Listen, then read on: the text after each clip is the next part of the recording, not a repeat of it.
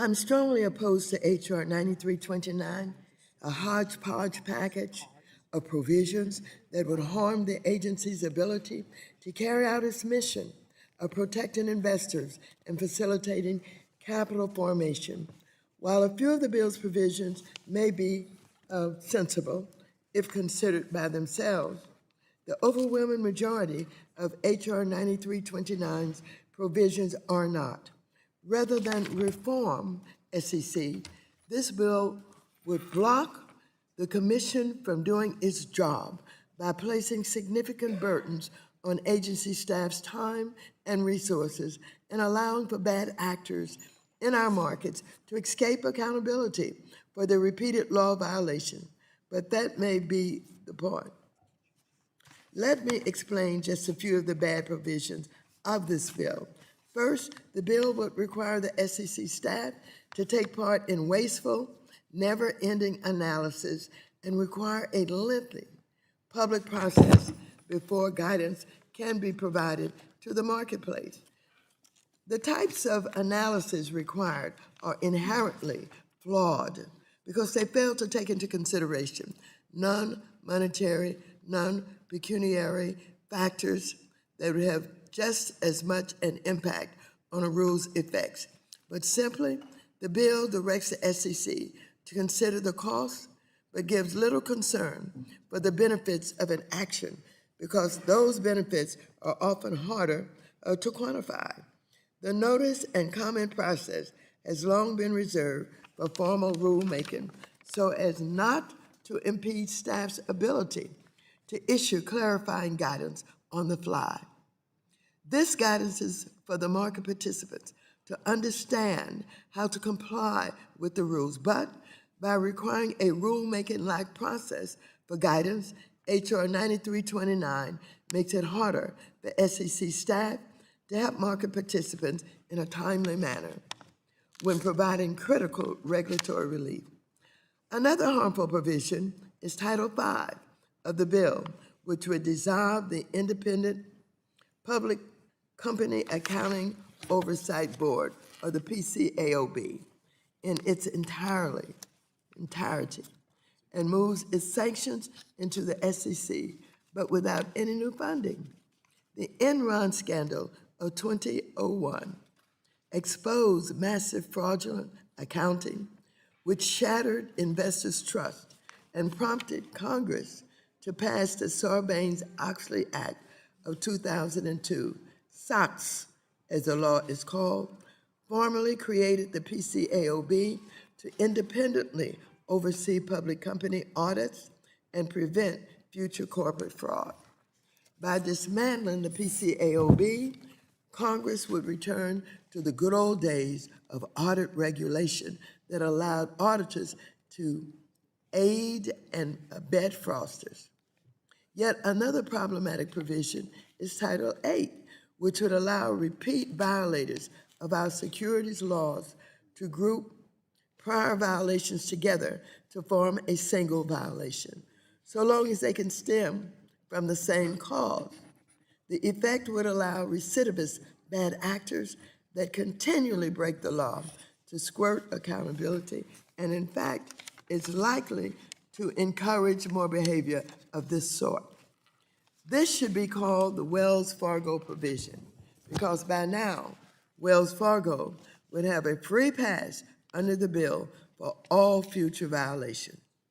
H.R. 9329 is opposed by Americans for Financial Reform and Public Citizen, and I would urge all members to oppose it as well.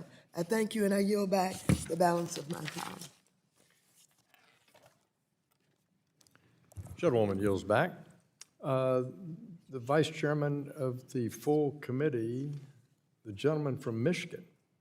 Would you like to strike the last word? I would love to strike the last word. Gentleman's recognized for 5 minutes. I was eager to address this. Thank you, Mr. Chairman. I voiced today strong support of the Wagner A&S to the SEC Reform and Restructuring Act and urge its immediate adoption. I appreciate that this package includes my bill, the Streamlining Public Company Accounting Oversight Act. We just heard the ranking member opine on it, and certainly there's a few things that, that we are going to disagree about.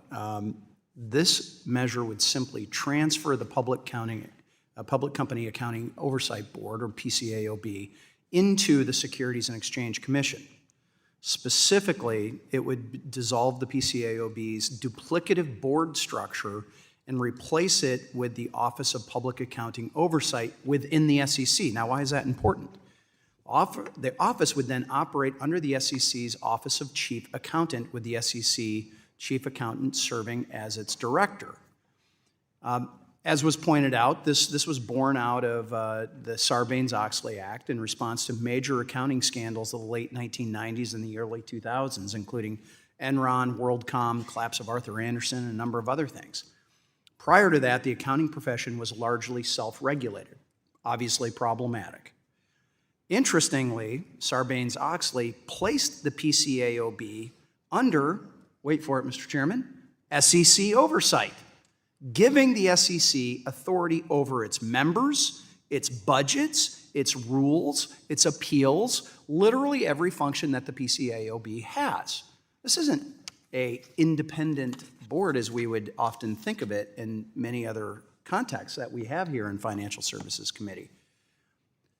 Dodd-Frank later created the PCAOB's current funding structure through fees on public companies and broker-dealers. So these are fees already that these companies and these broker-dealers pay to the SEC. They created an additional fee to help them fund this PCAOB, which, as I had just noted, actually has to report to the SEC and get approval on everything that it does.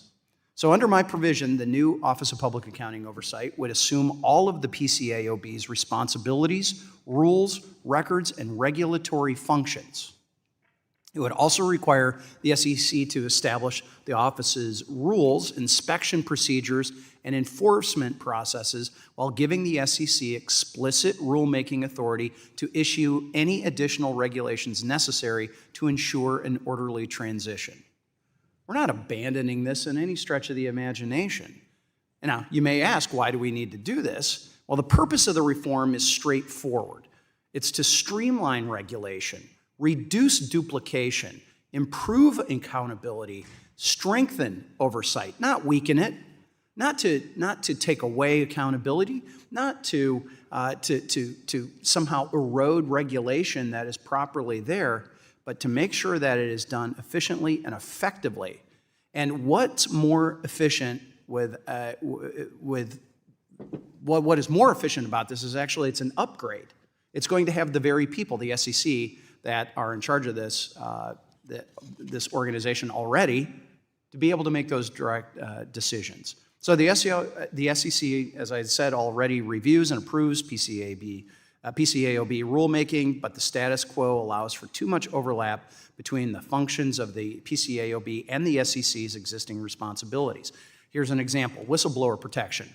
The PCAOB's 2019 whistleblower protection virtually mirrors the SEC's whistleblower program, raising reasonable questions about whether maintaining two separate systems is practical or necessary, all within the same space. Integrating public accounting oversight in the SEC would improve decision-making by strengthening cost-benefit analysis, broadening access to expertise, and ensuring rules and enforcement decisions better account for their economic impact. This policy has an important history. I advocated for years that the PCAOB be folded into the SEC, particularly as concerns grew regarding the board's politicization.